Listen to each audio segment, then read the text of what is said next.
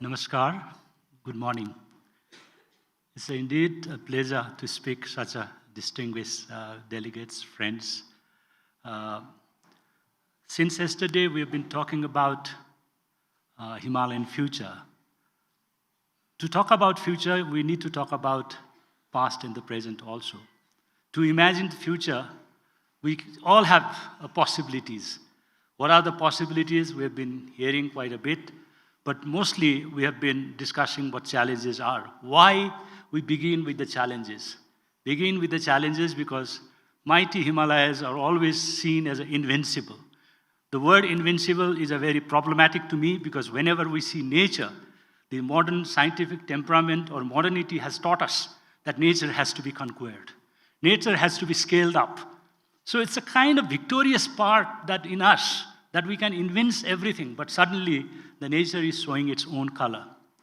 The history is that, yesterday someone in an expert panel said that we were able to, use the ice reserve, the glacier reserve, which was reserved there for thousands of years within 30 years. So if that's the scale of devastation, what are the possibilities?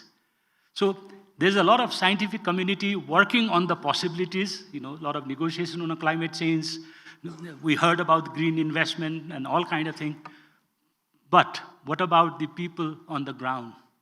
How do we connect people on the ground with the scientific knowledge and temperament, scientific information that we have been hearing? So vernacularization of a debate and discussion, scientific knowledge is a very important one. This is where I see the young fellows gather here are instrumental. So thanks to NEF that they have brought the young people who would be going on to different level to talk about the challenges that we face and the possible, because young has the future. So I think we look into the region as a future. We have to look into the future of our young people, how they feel about it, how do we engage about it. So in that sense, intergenerational conversation has become also important part of these exercises. You hear about the experts, you hear, discuss, debate, and suddenly there's a sad thing is happening in our region. Question is no longer tolerated. If you ask question, because question is against the status quo. Suddenly the continent, South Asia I'm talking about, which fought with the colonial powers and brought about new hope after 1950s, suddenly became the kind of status quo force, conservative forces. So I see there is an inherent tension between new possibilities and world way of doing things. So how do we do that? In that sense, this kind of conversation is a very important. Climate is, of course, looming large there, but connectivity, I put it differently. Connectivity for me is a conversation.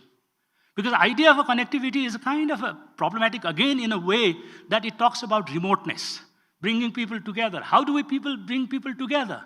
Yes, science and technology has one way of doing it, but having a consensus conversation, pushing the boundaries of knowledge and information is a very important one. So if we do a kind of plain, sanitized, digitized conversation, that is not going to happen. You need to have a consensus claims and counterclaims. This is where I see mountain communities, plain communities, all need to engage in a conversation and contestation, a peaceful contestation. Bade jayati tattvaboda. Through the argument, you know about the things. Therefore, democracy has a great place in scheme of things, clearing our future. Without democracy, I don't see future, because democracy allows every voice to be counted. And sadly, in our continent, we see that sliding. Civic space are shrinking. This week is a very interesting week for us in Kathmandu because there's a large number of people just a kilometer away is gathered in the name of World Social Forum. They have a different kind of conversation. Plural voices are brought in. I see conversation. This is also important where experts and people who matter in the policy circle gather together and imagine something different. That's also important. Linking popular voices with the policy is important. Policy cannot be devoid of a politics and mobilization. I think without policy, without politics is a democracy without accountability. So I see a future if we bring together voice and deliberation together, voice of a different people, different groups together. The other thing is that I wanted to bring is that where do you stand and do your analysis? Michael Shapiro, a political scientist working out of Hawaii, during the 9/11 thing, he saw 9/11 from Hawaii in a different perspective. This is called locus of enunciation, where you stand and make your presentation. For example, standing in Nepal and talk about the world, you have a different way of looking at. From Bangladesh, if you look upward, things are different. From Gangetic Plain, so this different perspective and locus of enunciation gives you a kind of scientific methodology, how do we engage with the different perspectives. So I think forum like this, in the future, if it has a future, then has to realize there are diverse and different voices. Okay, there are contention. If there's a different voices, there's always a contention. Look at, I was talking with the Mahendraji this morning, look at what is happening in Darjeeling Hills. Political economy. People coming and doing a business is a good thing, but how do you manage? Now, there's always tension in the past also, local versus the others. Similarly, the communities have become also translocal in our time. For example, if you go to New York, Queens, you see all kinds of communities, Helmo community, Sherpa community. Communities have become global. Space has also become global. In that sense, connectivity in terms of ideas and linkage are important. So with connectivity, I wanted to emphasize here that conversation is important. Earlier, I used to say dialogue. Dialogue is a very structured one. Conversation can be a very fluid, very enlightening, and very rewarding in that sense. So the Himalaya Future Forum should do a much more kind of conversation among the various partners, the stakeholders. That's a very important thing.